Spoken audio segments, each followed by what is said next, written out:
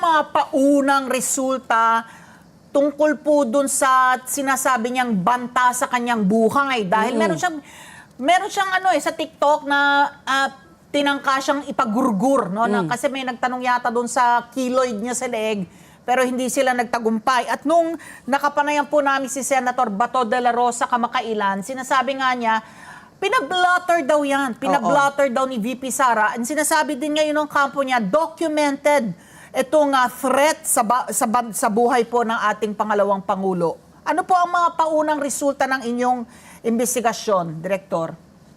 Yung pong parte na pinablatter po yun, hindi po sa amin, baka sa polis po. Oo. At yung threat naman po sa kanya ay iimbestigahan lang namin sangayon sa kanyang mga pahayag sa media press con po niya. Oo. So, Direktor, kayo po sa inyong sa inyong paniniwala, wala naman ho kayong nakukuhang kumbaga intel on the ground that there is really a threat to the life of the Vice President prior to this, no? Prior to her explosive press conference last week, no, the other week. So kayo po, meron ho ba kayong natitimbrehan? Meron ho ba kayong alam na talaga pong may pagbabanta sa buhay po ng ating Vice Presidente?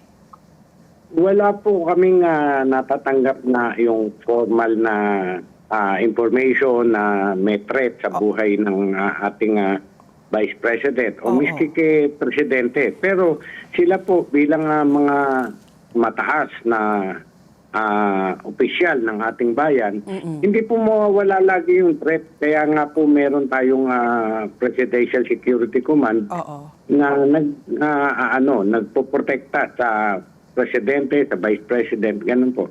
So wala namang active threat sa pagkaalam po ninyo? Wala po naman. Okay. Ang inyo po bang investigasyon sa sentro dito sa banta nga po sa buhay ng Pangulo at Pangalawang Pangulo, o meron pa po kayong mga ibang titignan po na posibleng paglabag sa batas, Direktor? Nandun lang po kami umiikot. Yung investigasyon po namin ay nandun lang umiikot sa tangka kay Presidente at sa tangka sa buhay ng ating Vice President. Sa inyo pong pauna pong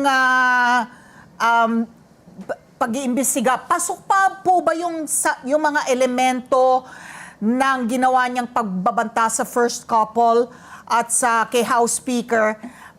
Kompleto po ba sa mga elemento ng krimen na paglabag po sa anti-terrorism law, Direktor?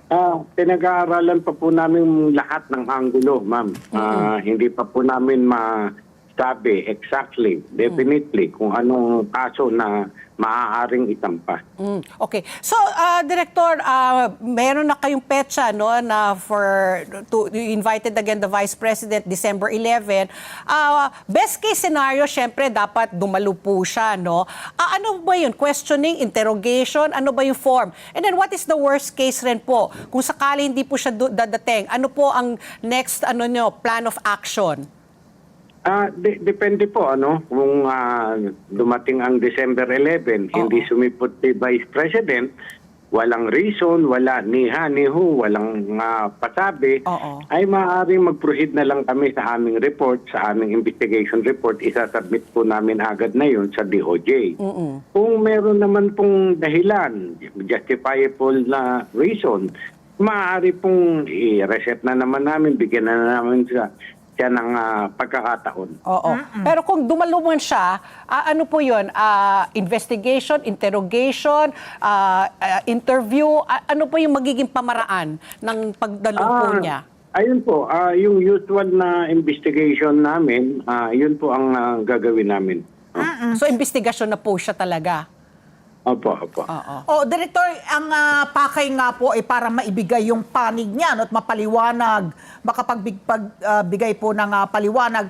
Siya po ba mismo ang kailangan po na sumipot sa NBI or sapat na po ang kanyang legal counsel? Dapat po siya ang umapir. Kasi po pati yung threat nga po sa kanyang buhay ay gusto naming malaman, gusto naming maimbestigahan. Sana po makipag-cooperate si Vice President sa atin. together. Sunday 25.